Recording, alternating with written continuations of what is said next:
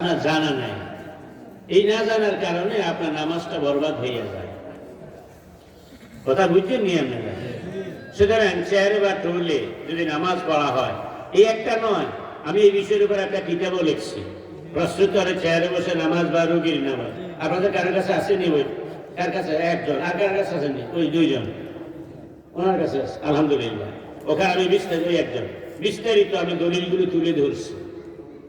সুতরাং এই কাজ আর করবেন না, চেয়ারে বা টুলে বসে নামাজ পড়বেন না। দাঁড়াইতে যেহেতু পারেন, দাঁড়াইয়া নামাজ পড়বেন।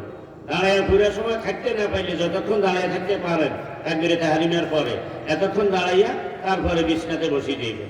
পা গুটাইয়া বসতে পাইলে পা গুটাইয়া বসবেন।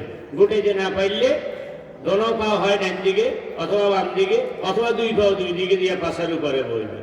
এইটাও যদি না পারেন তাহলে দোনো পাও খাড়া করাই দিবেন, হাঁটুর উপরে হাত রাখিয়া ইশারা রুকু সিজদা করবেন। এটাও যদি না পারেন দোনো পা লম্বা করে সামনের দিকে মেলে দিবেন। কথা বুঝছেন নি আপনারা? আমরা যেহেতু দাওয়াত দিচ্ছেন, আল্লাহ তো সাক্ষী, আল্লাহ শুনতেছে। আল্লাহ, আমি আপনার বান্দাদের কাছে বলে গেলাম, আল্লাহ হাসর ময়দানে আপনার আদালত আমরা হাজির হব। ভাইও, তাইলে আমার ওই কিতাবের মধ্যে আমি অনেকগুলো কারণ, এই একটা নয়, এটা তো আছে, আর অনেকগুলো কারণ লিখছি চেয়ারে বা টুলে বসে নামাজ পড়লে নামাজ হবে না।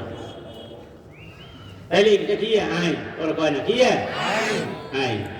তাইলে শরীয়ত, এরপরে মারেফত। নামাজের মতো মারেফতের সবক আর কিছু নাই। সুবহানাল্লাহ কয় না? জোরে কই দিল সুবহানাল্লাহ। ভাইও, কেমনে বুঝামু? আমার টাইম তো শেষ হয়ে গেছে। এই কোরআনে আমার আল্লাহ কয়, আল্লাযী ইয়ারাকা হিনা তাকুম ওয়া তাকাল্লুবাকা ফিস সাজিদিন। বান্দা, তুমি যখন নামাজে দাঁড়াও, আমি আল্লাহ তোমার নামাজ শেষ হওয়া পর্যন্ত তোমার দিকে চাইয়া থাকি। রে আল্লাহর বান্দা, তোর মনের জিজ্ঞাসা কর, আমি আপনার এক গোলাম, আল্লাহু আকবার কইয়া নামাজ শুরু করলাম।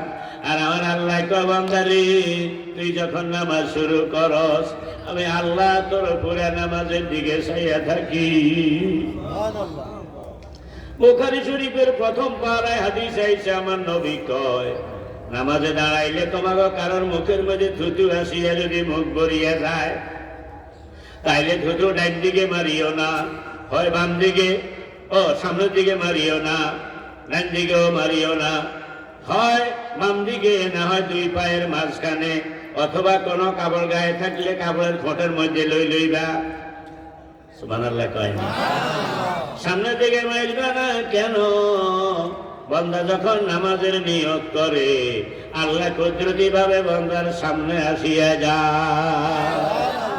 আহকামুল হাকিমিন, বিশ্বজাহানের মালিক, আমার মতো গোলাম নামাজ শুরু করার পরে এই গোলামের সামনে আসিয়া হাজির হইয়া যায়। ও আল্লাহর বান্দা, বলো, এর সে আর বড় মারেফতের সবক কি হতে পারে?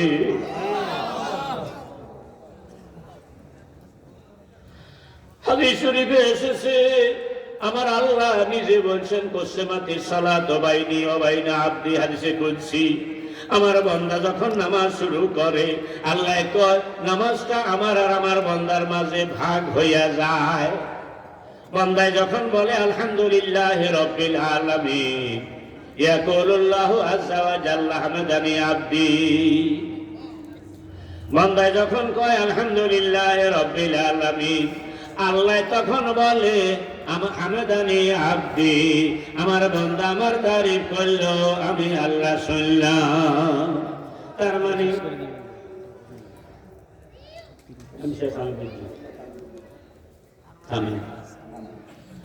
বান্দা যখন নামাজ শুরু করে, তখন বান্দার সঙ্গে আল্লাহর কথা শুরু হয়। কার কার কার? না জোরে কইতে হইব তো, কার?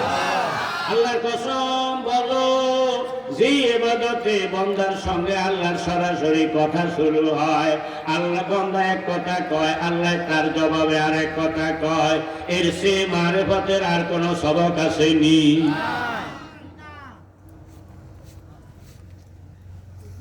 সেই নামাজ যারা করবে তাদের নামাজের হেফাজত, মনে আছে নি? আর নামাজে করবে তাদের হেফাজত কেমনে করিবে? এক নম্বর হইল ইন্না সালাতা তানহা আনিল ফাহশাই ওয়াল মুনকার। নামাজ পড়ে বাহির হওয়ার পরে সমাজের মধ্যে যদি তার মধ্যে নামাজের চরিত্র পাওয়া যায়, আল্লাহু আকবার কয় না? নামাজের মধ্যে যে আল্লাহর গোলামি করিয়ে সে বাইরে যায়, যদি সেই আল্লাহর গোলামি তার জীবনে পাওয়া যায়, তাইলে বুঝে যাইব নামাজে তার হেফাজত করছে। আল্লাহু আকবার। নামাজ যদি ঠিক মতো আদায় করি, তার উপরে আল্লাহর আযাব আর গজব নাযিল হবে না, নামাজে তার হেফাজত করবে। আল্লাহু আকবার। আর কবরে যখন যাইবে, আযাবের ফেরেশতা আইলে নামাজে কইব, কেউ তুমি কেন আইছো? হ্যাঁ, আমি আযাবের ফেরেশতা। তুমি জানো না আল্লাহ কইছে যারা করবে তাদের নামাজের হেফাজত, আর নামাজে করবে তাদের হেফাজত।